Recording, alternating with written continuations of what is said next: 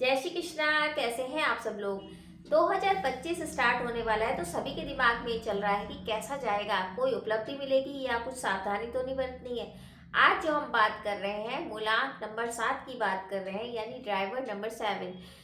जिन जिन का भी 7 नंबर होता है उनके बारे में बात करेंगे। अब 7 नंबर है आपका, ये कैसे पता लगेगा। देखिए, अगर आपकी जन्म तिथि 7 है, 16 है या 25 है तो आपका मूलांक नंबर हुआ 7, यानी ड्राइवर नंबर हुआ 7। अब आपके लिए ये जो 2025 है कैसा जाएगा, वही अगर हम 2025 को ऐड करते हैं तो उसका टोटल जो आता है वो 9 नंबर आता है, 9 आता है, यानी कि मंगल का ये साल रहने वाला है, क्योंकि 9 नंबर के जो लॉर्ड है वो मंगल है और वहीं 7 नंबर के जो लॉर्ड है वो है केतु। तो केतु और मंगल का कॉम्बिनेशन क्या रंग लाएगा। देखिए, केतु और मंगल की युति बहुत अच्छी नहीं होती, अंगारक योग कहा जाता है। जैसे मंगल राहु का है वैसे मंगल केतु का भी है। अब पहले समझते हैं ये केतु वाले जो लोग हैं ये होते कैसे हैं।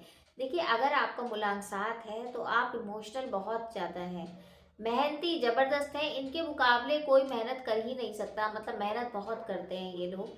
लेकिन वही अगर आप दिल से इतना सोचते हैं कि लोग आपसे छल कर लेते हैं, यानी चीटिंग हो जाती है आपके साथ, तो ये आपका थोड़ी सी कमज़ोरी होती है कि आप दिमाग से ज़्यादा दिल की सुनते हैं, जिसके कारण आप काफ़ी हद तक चोट खा पाते हैं।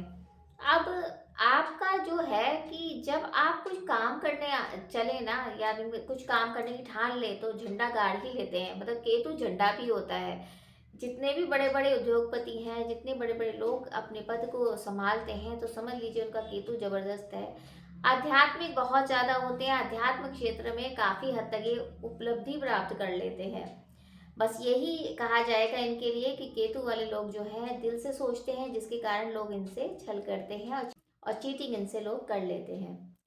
वहीं मंगल की प्रॉपर्टी तो आपको पता ही है कि मंगल क्रोध है, मंगल को गुस्सा ज़्यादा आता है। मंगल वाले लोग ऐसा होता है कि वो आक्रोश में रहते हैं और बिल्कुल सेनापति का दर्जा मंगल का दिया गया है। वहीं केतु और मंगल का युति जो होता है वो अच्छा नहीं मानते, अंगारक योग कहते हैं। तो अब कैसा रहेगा आपका 2025। देखिए, एक पहले हम बात करते हैं हेल्थ की। हेल्थ के हिसाब से ये साल जो है काफ़ी आपको संभल के रहना पड़ेगा, क्योंकि कहीं ना कहीं इमोशनल तो आप है ही साथ में। और मंगल का कॉम्बिनेशन से क्या होगा, गुस्सा आएगा तो कभी ऐसा होगा कि एंग्जाइटी बढ़ जाएगी, या गुस्से में आप कुछ ऐसा डिसीजन ले लेंगे जिसके कारण आपको हेडेक हो सकता है, आप परेशान हो सकते हैं। तो हेल्थ के आपको ध्यान रखने पड़ेंगे। कोई छुपी हुई चीज़ें जैसे होती है ना, छुपी बीमारी, आपको पता ही नहीं है कि इलाज किसी का चल रहा है और पता लगा बीमारी कोई और है, ये सिचुएशन आपकी हो सकती है। इन्फेक्शन हो सकता है। छोटी छोटी चीज़ों का आपको ध्यान रखना है, क्योंकि इस साल आपको हेल्थ के इश्यू बहुत होंगे। तो इसलिए आपको अपना हेल्थ का ध्यान रखना है, टाइम टाइम पे चेकअप आप कराइए।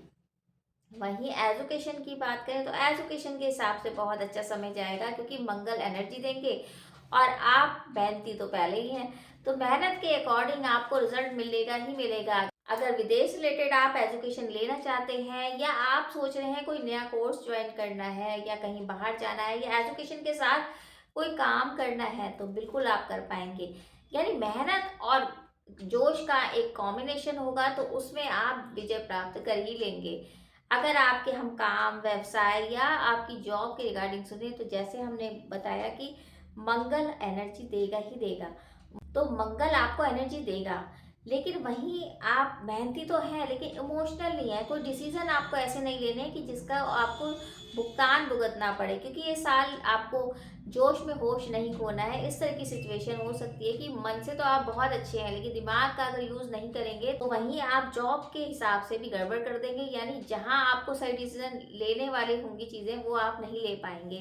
तो चाहे बिजनेस हो चाहे जॉब हो, वहाँ इतना सा ध्यान रखना है कि थोड़ा सा आपको अपने इमोशन पे कंट्रोल करके आगे बढ़ना है। लेकिन आपको काम में तरक्की जरूर मिलेगी, काम में किसी भी प्रकार की दिक्कतें नहीं आएंगी, नई अपॉर्चुनिटी आपको मिल सकती है। अगर आप किसी रिसर्च में काम कर रहे हैं, या आप एस्ट्रोलॉजी में काम कर रहे हैं, या अध्यात्म के तौर से जुड़े हुए हैं, वहीं से कुछ काम कर रहे हैं, या ज्ञान से रिलेटेड काम कर रहे हैं, तो उसमें बहुत अच्छा रहेगा।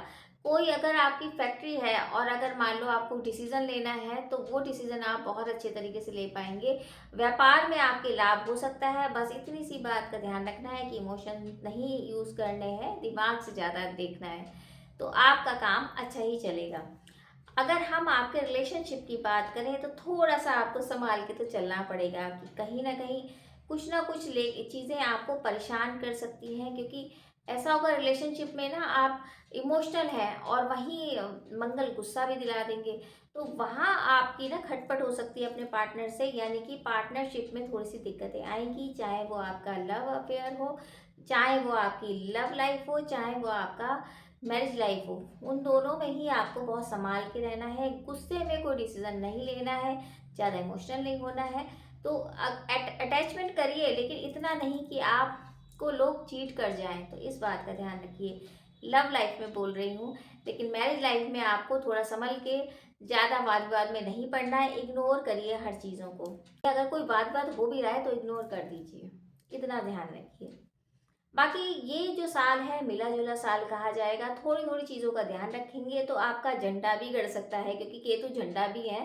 केतु वाले क्या करते हैं कि अगर काम करने पे आए तो अपना काम करके ही दम लेते हैं, यानी कि एक बार इन्हें धुन सवार हो गई ना तो ये काम बहुत अच्छे तरीके से कर पाते हैं।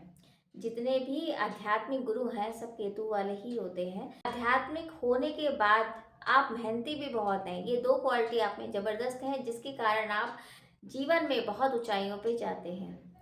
वहीं अगर हम आप उपायों की बात करें तो उपायों के लिए आपको किसकी पूजा करनी है? गणपति जी की पूजा करनी है, क्योंकि केतु के आराध्य गुरु गणपति जी हैं। गणेश जी की पूजा करिए।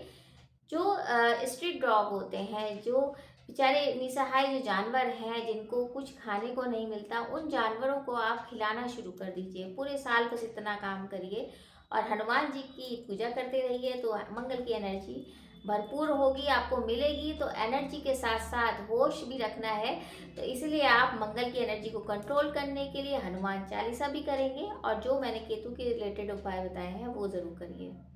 तो उम्मीद है ये छोटी सी जानकारी आपको अच्छी लगी होगी, और यही उम्मीद करी जाएगी ये 2025 आप सभी के लिए बहुत अच्छा जाए और ईश्वर की कृपा आप पर बनी रहे।